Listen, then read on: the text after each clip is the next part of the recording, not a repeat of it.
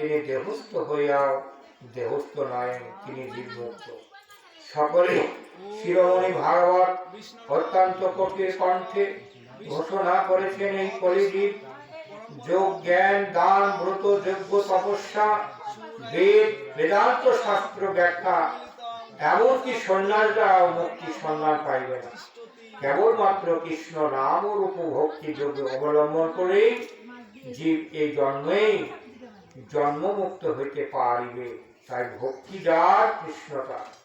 অন্যান্য মনে কিছুকাল হরিনাম সাধনা করেন, কেবলমাত্র নাম জপের ভিতর দিয়ে জীবনকে অতিক্রম করিতে দৃঢ় প্রতিজ্ঞ হইয়া তিনি অম্বিকা কাল্লায় এসেছিলেন। তিনি নিখিল জগতের যদি কেউ কৃষ্ণ নামের খড়গাঘাত অনাদি অবিদ্যার আবরণকে ছিন্ন করিয়া স্বস্বরূপে অর্থাৎ কেবল কৃষ্ণের দাস হইয়া কৃষ্ণ সেবা সূত্রে ডুবিয়া যাইতে পারেন, তিনি প্রকৃতি মুক্তির অধিকারী।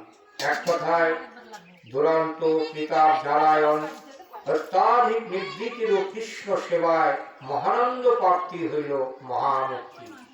প্রতিটি জীবের সেই মহামুক্তির একমাত্র প্রথিত হইয়া প্রয়োজন।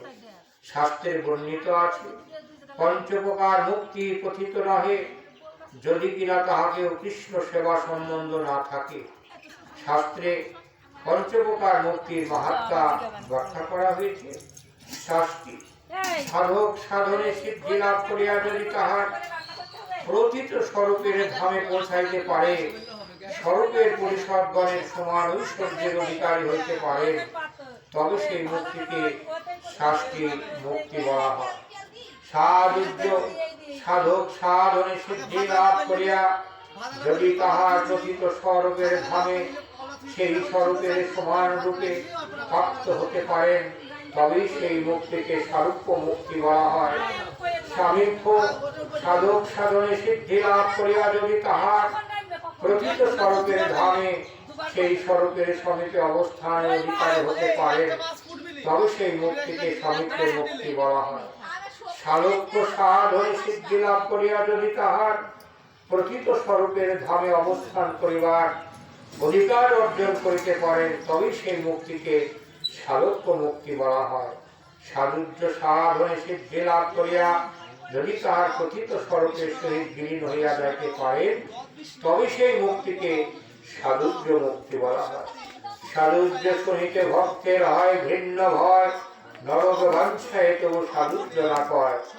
ভক্তির আকুল প্রার্থনা ভগবৎ প্রেম এবং প্রেমশ্রুকে নানাভাবে ভগবৎ সেবা সাধুর্য মুক্তির সেই সেবার সুযোগ নাই।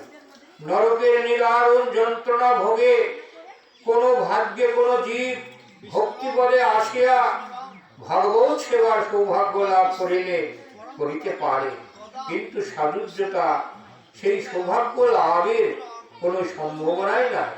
এই কারণে কৃষ্ণ ভক্তগণ সাধুর্যকে নরক হতে নিকৃষ্ট মনে করেন। অত্যন্ত লক্ষণীয় বিষয়, শিশুপাল কংস প্রভৃতি কৃষ্ণ নিন্দাকারীকে ভগবান সাধুর্য মুক্তি প্রদান করেছিলেন। ইহা হইতে বুঝিতে হইবে সাধুর্য মুক্তি হইল ঈশ্বর বিদেশী জীবের কৃতকর্মের ফল। শান্তি স্বরূপ সাধুর্য জ্ঞান ভক্তি কখনো স্পর্শহীন হতে পারে না। শাস্তি সারূপ্য সামীপ্য এবং সারূপ্য সম্পর্কে সুদূর সিদ্ধান্ত হইল। এই বলে যদি ভগবৎ সেবায় লাভ করা যায়, ভগবতে তিনি এই কথাই বলেছেন, সারূপ্য শাস্তি সমীপে স্বরূপে পেতে বিদ্যমান অপ্রীত হইয়া মত সেবা পরায়ণ হন। ভগবত ভক্তি বিদ্বেষে তস্য স্পৃহা বিনয় মুক্তায়। ভগবন্ধন নিধনের জন্য সেই মুক্তি আমি কখনো স্পৃহা করি না। সেই মুক্তিতে আপনি প্রভু আমি দাস এবং এই সেবা কার্য সম্বন্ধে কোন ভক্ত যদি ভক্তি ভাবে ভগবানের নিকট এইরকম সমস্ত মুক্তির প্রার্থনা করেন, তবেই তার কৃপা লাভ হয়। ভোগের দ্বারা বিষয় ভোগের দ্বারা জীব জন্ম মৃত্যুর অধীনে পতিত হয় এবং সৃষ্টি হয়, তা হইতে নিবৃত্তি হইল মুক্তি। আর যে মুক্তিতে সংসার বন্ধনকে ছিন্ন করিয়া জন্ম জন্মান্তর ধরিয়া ভগবত সেবানন্দের পরম পরিকাঠায় ডুবিয়া থাকা যায়,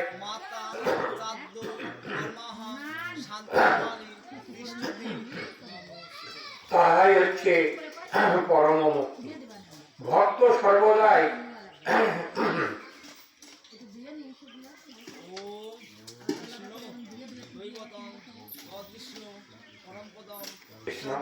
ভক্ত সর্বদাই সেই চিন্তা নিয়ে ব্যর্থ থাকেন। ভক্ত সর্বদাই সেই পরম মুক্তি প্রার্থনা করেন। আরো মনে রাখা প্রয়োজন, একমাত্র কৃষ্ণ নাম চিন্তামণির উপাসনাকেই সর্ববিধ মুক্তির সন্ধান পাওয়া যায়। তাহলে আমরা জানলাম এই পার্থিব জগতে এসে সংসার করতে গিয়ে আমাদের বিভিন্ন রকম দুঃখ কষ্ট, দারিদ্রতা, অভাব, অনটন, এইগুলোর ভিতর থেকে আমরা যদি একমাত্র গুরুকে আশ্রয় করে স্বভক্তি চিত্রে আমরা কৃষ্ণ নামের অধিকারী হই, তাহলে আমাদের ভগবান আমাদের স্বভক্তি চিত্তে আমাদেরকে মার্জনা করবেন এবং পরম ধামে তিনি নিয়ে যাবেন। অবিরাম কর কৃষ্ণ নাম সংকীর্তন, অবস্থা লভিবে তার সাক্ষাৎ দর্শন। কৃষ্ণ নামের গুণে কেবল পোষাবাকি কেন, শাস্ত্রে বলছেন যে বৃন্দাবনের তরুলতা তারাও বলে কৃষ্ণ কথা। মানব হয়ে কি করলাম আমরা? মানব হয়ে যদি এই কৃষ্ণ ভজনের পর কৃষ্ণ নাম না করি, তাহলে আমাদের উদ্ধার পাওয়ার কোনো পথ নেই। শ্রী চৈতন্য চরিতামৃতে ঝাড়খণ্ডের বনপথে যখন মহাপ্রভু গিয়েছিলেন, তখন তার প্রতিমধ্যে কত বাঘ, কত সিংহ, কত জন্তু জানোয়ার মহাপ্রভুর চরণ তলে লুটিয়ে পড়েছিলেন। একমাত্র এই কৃষ্ণ নামের প্রভাবে এবং ভক্তি ভাবের প্রভাবে এগুলি সম্ভব হয়। তাই কৃষ্ণ যার, ভক্তি যার, কৃষ্ণ তার, তথাৎ বিবৃতিতে রাজন্য। এই রাজন আমি প্রকৃতিতে বলিতেছি, নাম সংকীর্তন ব্যতি রেখে ধরাধামে মুক্তির আর কোনো পথ নাই। স্বরূপতা জানতে গেলে হরি নাম উচ্চারণকারী একবার মাত্র নাম উচ্চারণে মুক্তির জন্য নিষ্কৃষ্ট হইয়া গিয়াছেন এবং অবশ্যই তিনি মুক্তি পাবেন। অর্থাৎ চলিতে, বসিতে, দাঁড়াইতে, শুইতে, খাইতে, শ্বাস প্রশ্বাস গ্রহণ করিতে করিতে একমাত্র এই কৃষ্ণ নাম জিহ্বায় সর্বাগে আমাদের রাখতে হবে। এই কৃষ্ণ নামই হচ্ছে ভগবত কৃপার একমাত্র পথ।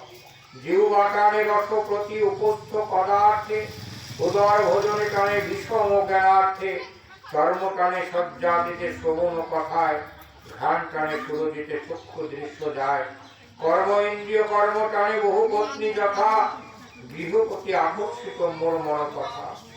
আমাদের যত কথা হয় অত কথা আর কাহারও সহিত হয় না, কিন্তু এই বড় দুঃখের কথা, সেই কথাগুলি কেবল বিষয় কথা হয়। আমরা কৃষ্ণ বহির্মুখ হয়ে যে কথাই আমরা আলোচনা করি না কেন, যে কথার মধ্যে কৃষ্ণ নাই, সেটাই আমাদের ব্যর্থ কথা। জীবের অজ্ঞান আধার প্রসূত বিষয়ের মায়ামহ একমাত্র নামেতেই ছিন্ন হয়।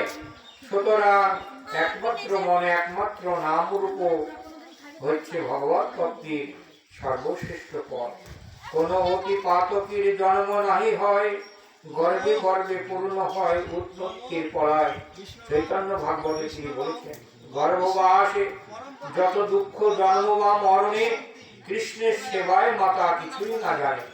ভক্ত চোরাবাড়ি প্রহ্লাদ যখন মাতৃ জঠরে ছিলেন, সেই সময় দেবর্ষি নারদ তাহাকে উদ্দেশ্য করিয়ায় তাহার মাতা কয়েদকে নানাবিধ ধর্মতত্ত্ব উপদেশ ও বিশুদ্ধ জ্ঞান উপদেশ করতেন। প্রহ্লাদ সেগুলি এমনি অবস্থিত চিত্তে শ্রবণ করেছিলেন যে জন্মের পরে তাহার বিন্দু মাত্র বিস্মিত হয় নাই। ইহাতে প্রমাণিত হয় কৃষ্ণ ভক্তগণ যেহেতু সর্বক্ষণ কৃষ্ণ স্মরণে থাকেন, ফলে দুর্বিষহ জঠর যন্ত্রণা তাকে কোনোভাবেই পরাজিত করতে পারেন না। কৃষ্ণ ভক্ত দিগকে শ্রীকৃষ্ণ বহির্মুখে জীবের ন্যায় মৃত্যুবরণ করিতে হয়। তবে কি তাহাদিগকেও মরণকালীন মায়া যন্ত্রণা ভোগ করিতে হয়। কৃষ্ণ কৃপা প্রার্থী শ্রীল অভয়চরণাবৃন্দ ভক্তি বেদান্ত স্বামী প্রভুপাদ বলেছেন, একটি বিড়াল তার বাচ্চাকে মুখে করে ধরে অন্যত্রে নিয়ে যায়, তখন সেই বিড়াল ছানাটা আনন্দ উপভোগ করে।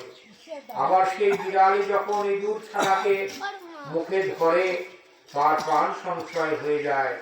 তাই ভক্ত জীবনে প্রতিপালনীয় করতে গেলে ভাগবত প্রেমের সহিত তাকে আলিঙ্গন করে চলতে হয়। জন্মে বা মরণে কৃষ্ণ ভক্তকে কোনো প্রকার দুঃখ ভোগ করতে হয় না। ভক্তি রসামৃত সিন্ধু শ্রীল গোস্বামীপাদ বলেছেন, জীব যখন তার সবকিছু কৃষ্ণ সেবায় নিয়োজিত করে তখন সে জন্ম মৃত্যু থেকে মুক্ত হয়ে যায়।